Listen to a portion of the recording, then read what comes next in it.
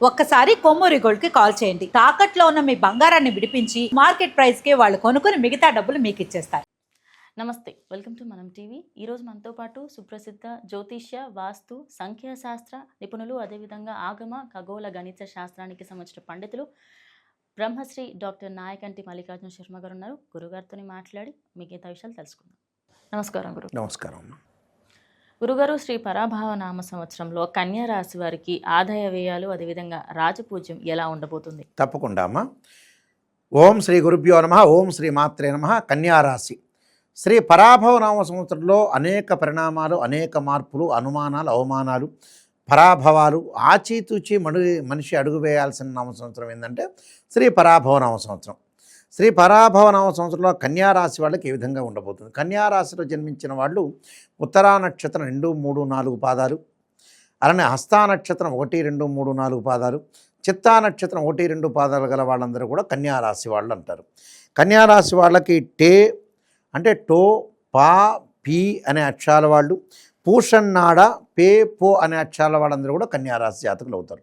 కన్యారాశి వాళ్ళకి ఎలా ఉండబోతుంది? 8 ఆదాయం, 11 ఖర్చు ఉంటుంది. అంటే 8 ఆదాయం ఉంటుంది, 11 అనేది వ్యయంగా ఉంటుంది. రాజ్యపూజ్యం అనేది చరి సమానంగా ఉంటాయి. 3, 3 రాజ్యపూజ్యం 3 ఉంటుంది, అలానే అవమానం అనేది 3 ఉంటుంది. ఇప్పుడు పెద్దగా ఈ అవమానాలు పట్టించుకోవట్లేదులేండి. జనాలు ఏంటంటే ఆదాయ వ్యయాలు కావాలి.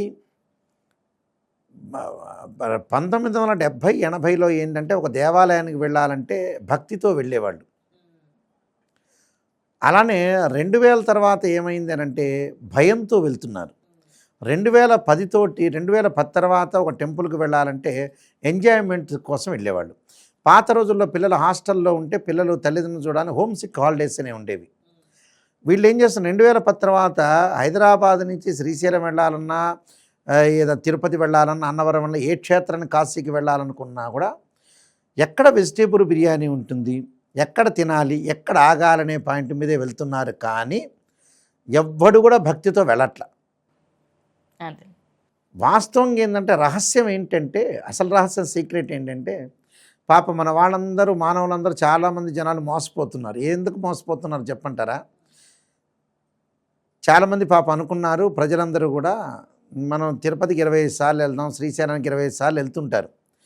తల్లిదండ్రులను తీసుకెళ్ళి వృద్ధాశ్రమంలో పడేస్తారు. ఒకడికి అన్యాయం చేస్తుంటాడు. ఒకడికి ఎంబటే వెంకటేశ్వర స్వామి గుడి దగ్గర నుంచి రాగానే వాడు అబద్ధం ఆడతాడు. ఎవరికి డబ్బులు ఎగ్గొట్టాలా, ఎవరిని మోసం చేయాలా? భగవంతుడు నీకే మనిషికి ఇన్ని తెలివితేటలుంటే భగవంతుడికి ఎన్ని తెలివితేటలుండాలి? వీడు దుర్మార్గుడు, దుష్టుడు అని అనుకోడా భగవంతుడు? అని అనుకుంటాడు కదా. అలానే వీళ్ళు ఏం చేస్తాడు, మనిషి చనిపోయిన తర్వాత భగవంతుడి దగ్గరికి వెళ్ళిన తర్వాత యముడు చూస్తాడు ఒక లిస్టు. 25 సార్లు ఈ రామకృష్ణ అనే అతను తిరుపతికి వచ్చాడు, శ్రీశైలానికి 10 సార్లు వచ్చారు, వేములవాడ 50 సార్లు వెళ్ళాడు. విపరీతంగా భక్తి భావాలతో రోజు 24 గంటలు పూజ చేస్తున్నాడు అనగానే వెరీ గుడ్ అని అంటారు. ఈ పేపర్, ఎగ్జామినేషన్ పేపర్ పరమేశ్వరుడి దగ్గరికి వెళ్తుంది. పరమేశ్వరుడు చూస్తాడు, ఇదన్నీ చేశాడు అనగానే ఎమ్మటి ఆయన కూడా మార్కులు వేయబోయి, వీళ్ళు తల్లిదండ్రులు తీసుకెళ్ళి వృద్ధాశ్రమంలో పడేశాడు, వీడు డబ్బులు ఎగ్గొట్టాడు అనగానే ఎమ్మటే ఎంసెట్లో మైనస్ మార్కులాగా ఇక్కడ ప్లస్ వేస్తే ఇక్కడ ప్లస్ వేసి చివరికి మైనస్ 0 వేస్తాడని. ప్రజలకి తెలియని రహస్యం ఏంటంటే దేవుణ్ణి కొలవటం కాదు. మనిషి కూడా బ్రహ్మరాసిన రాతల్లో ఏం చెప్పాడంటే, యజ్ఞయాగాది క్రతువులు చెయ్యండి, మంచిదే, మీ పూర్వజన్మలో ఉండే కర్మ ఫలితం తొలగిపోవడానికి ఇది చెయ్యండి, అందరినీ మంచిగా ప్రేమించండి, మంచితనంతో ఉండండి, బాగుండండి, ఎవరిని మోసం చేయొద్దని అన్నారు. నువ్వు మోసం చేస్తే 1,00,000 సార్లు తిరుపతికి వెళ్ళినా కూడా వెంకటేశ్వర స్వామి ఏమి చేయలేడు. శ్రీశైలంలో మల్లికార్జున స్వామి కూడా ఏం చేయలేడు. ధర్మం చక్రానికి భగవంతుడు కూడా ధర్మ చక్రం ఒకటి ఉంటుంది. ఆ ధర్మానికి వెంకటేశ్వర స్వామి కూడా, మా దేవుడు కూడా అక్కడ ఉండాల్సిందే.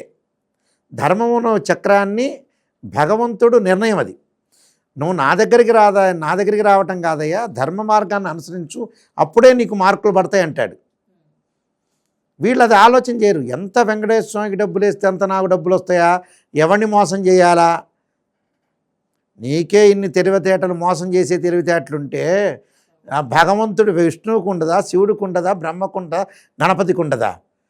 నిన్ను మించినోళ్ళుగా వాళ్ళు. అలాంటి విషయాలు ఆలోచన చేస్తుంటారు. అలాగా ఈ రాశి వాళ్ళు, ప్రత్యేకంగా ఈ రాశి వాళ్ళ విషయానికి వస్తే కన్యారాశి వాళ్ళ విషయానికి మనం ముందుగా వెళ్తే గ్రహగమన గతులు మనం చూద్దాం. గురువు యొక్క ఫలితాన్ని చూద్దాం. గురువు జూన్ 2 వరకు కూడా మిథున రాశిలో ఉండటం, 2 తర్వాత కర్కాటక రాశిలోకి వెళ్ళిపోవటం అక్టోబర్ 31 వరకు. అక్టోబర్ 31 నుంచి మళ్ళీ సింహరాశిలోకి వెళ్ళిపోతాడు డిసెంబర్ 18 వరకు అతిచారంతో. డిసెంబర్ 18 నుంచి మళ్ళీ వక్రగతిలోకి వెళ్ళిపోతాడు. ఈ కన్యారాశి వాళ్ళకి చతుర్థాధిపతి అలానే సప్తమాధిపతి జూన్ 2 వరకు దశమంలో ఉండటం, 2 దగ్గర నుంచి లాభంలో ఉంటాడు. అంటే జూన్ 2 దగ్గర నుంచి ఈ సంవత్సరం అంతా బాగుంటాడు.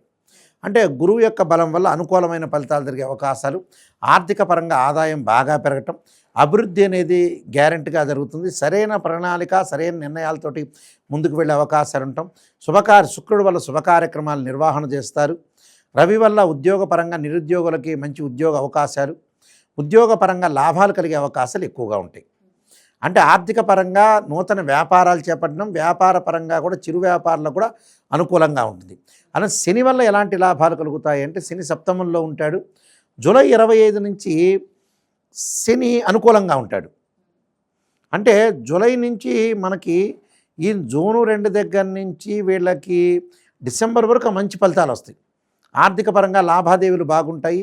క్రయ విక్రయాలు చేస్తారు. భాగస్వామ్య వ్యాపారం, జాయింట్ వ్యాపారం బాగా కలిసి వచ్చే అవకాశాలు ఎక్కువ ఉంటాయి. లైఫ్ను లీడ్ చేస్తారు. ఆర్థిక పరంగా అనుకూలంగా ఉంటుందని చెప్పుకోవచ్చు. బంగారు ఆభరణాలు, దుస్తులు కొనుగోలు చేయటం, వాహనాలు కొనుగోలు చేసే అవకాశాలు ఎక్కువ ఉంటాయి. అలానే శత్రువులు మిత్రులుగా మారిపోయే అవకాశాలు ఉంటాయి. ఎవరైతే శత్రువులు అనుకుంటారో వాళ్ళు ఆటోమేటిక్గా మిత్రులుగా మారిపోతారు. అంటే అధిక ప్రయాణాలు చేస్తారు. ప్రయాణాల వల్ల లాభాలు కలిగే అవకాశాలు బాగా ఎక్కువ ఉంటాయి. అంటే అద్భుతమైన రిజల్ట్స్ వచ్చే అవకాశాలు బాగా ఎక్కువ ఉంటాయి. అంటే ఫైనాన్షియల్ పరంగా ఉండే డెవలప్మెంట్స్ బాగుంటాయి. రాహు యొక్క బలం వల్ల కూడా విదేశాలకు వెళ్ళటం ఒకటి. విదేశాల్లో గతంలో ఏదైతే వ్యాపార పరంగా నష్టపడుతున్నారో ఈ సంవత్సరం లాభాల బాటలో ఉండే అవకాశాలు ఎక్కువ ఉంటాయి. అలానే విదేశాలకు వెళ్ళలేని వాళ్ళు వ్యక్తులందరూ కూడా పోస్ట్ పోన్ అవుతుందో ఈ శ్రీ పరాభవన అవసరం పోస్ట్ పోన్ కాకుండా విదేశాలకు వెళ్ళే అవకాశాలు ఎక్కువ ఉంటాయి. అధిక ప్రయాణాలు, దూర ప్రయాణాలు, ఉద్యోగస్తులు కూడా వాళ్ళకి ఇష్టమైన ప్రదేశంలోకి స్థానచలనం జరిగే అవకాశాలు ఎక్కువ ఉంటాయి. కాబట్టి శని వల్ల రాహు వల్ల కూడా అనుకూలమైన ఫలితాలు ఉంటాయి. కేతు వల్ల ఎప్పుడు లాభం కలుగుతుంది అంటే డిసెంబర్ 7 తర్వాత కేతు వల్ల లాభం కలుగుతుంది. డిసెంబర్ 7 వరకు కూడా కోర్టు సమస్యలు, అన్నదమ్ముల మధ్యలో గొడవలు రాకుండా చూసుకోవాలి.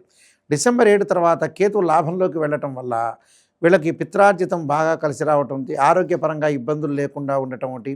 అలానే కొన్ని వస్తువులు కొనుగోలు చేసే అవకాశాలు కూడా బాగా ఎక్కువ ఉంటాయి. అంటే టోటల్గా వీళ్ళకి అనుకూలమైన ఫలితం అనేది ఎక్కువగా జరిగే అవకాశాలు ఎక్కువ ఉంటాయి. అంటే కొన్ని ప్రమాదాలు జరగకుండా చూసుకోవడం చాలా ఇంపార్టెంట్. వాటిలో ప్రధానంగా మనం చూసుకునేటట్టయితే అంటే యశోవృద్ధిం బలం తేజస్ సర్వత్రా విజయసుఖం అంటారు. అంటే శత్రునాశో మంత్రసిద్ధిర్ ఏకాదశో గతో గురువు అంటారు. అంటే గురువును లాభం వల్ల మంచి జరగటం ఒకటి, సుఫలితాలు జరగటం ఒకటి. శని వల్ల వృత్తి ఉద్యోగాల యందు కొన్ని రోజుల పాటు ఇబ్బందులు కలగటం, మళ్ళీ జూలై 25 నుంచి అనుకూలంగా ఉండటం. అలానే జూన్ నుండి అక్టోబర్ వరకు మంచి సుఫలితాలు జరగటం, అక్టోబర్ నుంచి డిసెంబర్ వరకు కొన్ని చికాకులు కలిగే అవకాశాలు ఉంటాయి. అలానే తండ్రి యొక్క ఆరోగ్య విషయంలో కొంత శ్రద్ధ పెట్టాలి. అలానే ఈ సంవత్సరం అంతా వృత్తి ఉద్యోగాల యందు అభివృద్ధి, సంఘంలో గౌరవం పెరగటం, స్థిరాస్తులు బాగా పెరగటం. అలానే అప్పుడప్పుడు ధనం గురించి కొంత ఇబ్బందులు కలుగుతుంటాయి. నమ్మిన వారి వల్ల మోసపోవడం జరగటం, గృహమందు శుభకార్యక్రమాలు శుక్రుడి వల్ల. వివాహం కాని వారికి వివాహం సూచనలు కలుగుతాయి. అంటే అమ్మాయి కానీ అబ్బాయి కానీ సుసంపన్నమైన కుటుంబం నుంచి మంచి సంబంధం వచ్చే అవకాశాలు, విదేశాలకు వెళ్ళే అవకాశాలు కలిసి వస్తాయి. ఉద్యోగులపై పై అధికారుల యొక్క తోటి సఖ్యతగా ఉండే అవకాశం ఉండటం, సాఫ్ట్వేర్ కంపెనీ వాళ్ళకు కూడా అభివృద్ధి సూచించే అవకాశాలు ఎక్కువ ఉంటాయి. ప్రమోషన్ లభించడం, విదేశాలకు అబ్రాడ్ వెళ్ళే జర్నీస్ కూడా వీళ్ళకి పాజిటివ్గా రిజల్ట్స్ ఇచ్చే అవకాశాలు ఎక్కువ ఉంటాయి. కిరాణా, ఫ్యాన్సీ అంటే గ్రోసరీ స్టోర్స్ కానీ, ఫ్యాన్సీ కానీ, క్లాత్ షోరూమ్స్ కానీ, ఎలక్ట్రానిక్స్ కానీ ఇలాంటి షాప్స్ వాళ్ళందరూ కూడా బిజినెస్ అనేది ఇంప్రూవ్మెంట్ జరగటం ఒకటి. అలానే జ్యువెలరీ షాప్ వాళ్ళకు కానీ, సిల్వర్ షాపుల వాళ్ళకు కానీ, అలానే మెటల్ సంబంధించిన ఏదైతే లోహాలు ఉంటాయో అలాంటి వాళ్ళకు కూడా వ్యాపార పరంగా డెవలప్మెంటు. దాని తర్వాత అలానే మిల్క్ కానీ, కరెంట్ కానీ, అంటే పాలు, పెరుగు, పండ్లు ఇలాంటి కిరాణా సంబంధించిన వాళ్ళకు అనుకూలంగా ఉండటం. వాళ్ళకి అక్టోబర్ నుంచి కొంచెం డిసెంబర్ వరకు కొంతమంది మందకొడిగా ఉండటం. అంటే టోటల్గా అనుకూలంగా ఉంటుంది వ్యాపారం. అంటే బుక్ షాప్ వాళ్ళకి కానీ, స్టేషనరీ కానీ, కార్పొరేట్ సంస్థలకు కానీ అందరికీ కూడా అనుకూలంగా, డాక్టర్స్ కానీ, ప్రవచనకర్తలకు కానీ అందరికీ కూడా చాలా కుమ్మరి, వడ్రంగి, అలానే రైతులకి చాలా మంచి పంటలు దిగుబడి అయ్యే అవకాశాలు ఎక్కువ ఉంటాయి. కానీ వ్యవసాయదారులకు అన్ని పంటలు అనుకూలంగా ఉంటాయి, మంచి దిగుబడి కూడా సాధించే అవకాశం. స్త్రీలకి కుటుంబ సౌఖ్యము, బంగారు ఆభరణాలు వాళ్ళు కొనుగోలు చేస్తారు, ధనలాభం కలగటం. మరొక స్త్రీ వల్ల అనుమానాలు అవమానాలు జరిగే అవకాశాలను ఆ విషయంలో జాగ్రత్త ఉండాలి. ఎవరిని నమ్మకూడదు, నమ్మినట్టు మాత్రమే నటించాలి. ఈ సంవత్సరం అంతా కూడా అనుకూలమైన ఫలితాలు జరిగే అవకాశాలు, ఎలాంటి ఇబ్బందులు కడగాల్సిన అవసరం లేదు. విద్యార్థులకు కూడా అనుకూలమైన ఫలితాలు జరుగుతాయి, ఎలాంటి ఆలోచన చేయాల్సిన పని లేదు. ఈ సంవత్సరం అంతా కూడా విజయం సాధించే అవకాశాలు ఉన్నాయి. కాబట్టి మరికొన్ని ఫలితాలు, మనిషి ఆశాజీవి కాబట్టి కొన్ని ఫలితాలను ఇంకా రెమెడీస్ చేసుకుంటే మంచి ఫలితాలు వచ్చే అవకాశాలను కొన్ని పరిహారాలు చేసుకోవాలమ్మా. ఏమేం పరిహారాలు చేసుకోమంటారు సార్? కన్యారాశి వాళ్ళు శుక్రగ్రహం అనేది అనుకూలంగా ఉంది, వివాహపరంగా అనుకూలంగా ఉంది, రవి బాగున్నాడు, బుధుడు కూడా వ్యాపార విస్తరణ జరిగే అవకాశాలు ఎక్కువ ఉంటాయి. కాబట్టి కొన్ని రోజుల పాటు శని యొక్క విషయంలో ఏదైతే జూలై 25 వరకు శని బాగలేదు కాబట్టి జూలై 25 వరకు ఓం నమః శివాయ పంచాక్ష చేయటం చాలా మంచిది. అలా రుద్రాభిషేకము, అలాంటి తత్పురుషాయ మహాదేవాయ ధీమహి తన్నో రుద్ర ప్రచోదయాత్ అనే మంత్రాన్ని చక్కగా చదువుకోవటం ఒకటి. ఇంకా డెవలప్మెంట్ కావాలంటే యక్షాయ కుబేరాయ వైశ్రవణాయ ధనధాన్యాధిపతే ధనం ధాన్యం సమృద్ధిమే దేహిమే దాపై స్వహ అనే మంత్రాన్ని చక్కగా చదువుకోవటం వల్ల మనకు మంజరి అవకాశాలు ఖచ్చితంగా ఉంటాయి. కన్యారాశి వాళ్ళందరూ కూడా ఎలాంటి భయాందోళన చెందాల్సిన పని లేదు. చక్కగా మీ పనులు మీరు ముందుకు వెళ్ళండి. పనిలో భగవంతుడిని చూడటం చాలా ఇంపార్టెంట్ అమ్మా, అది మెయిన్ ఇంపార్టెంట్. పనిలో భగవంతుడిని చూడకుండా తిరుపతి శ్రీశైలానికి వెళ్తారు, పనిని వదిలిపెట్టేసేసి. క్షేత్ర దర్శనం తప్పు కాదు. ఎవరైతే అధికారి పని ఇచ్చాడో ఆ పనిలో మనం భగవత్ స్వరూపాన్ని చూడాలి, ఆ పనిలో మన నిష్ణాతులం కావాలి. అయితే కన్యారాశి వాళ్ళందరికీ కూడా శ్రీ పరమేశ్వరుడు యొక్క కరుణాకటాక్షం ఉండాలని ఆశిస్తూ సర్వే జనా సుఖినో భవంతు.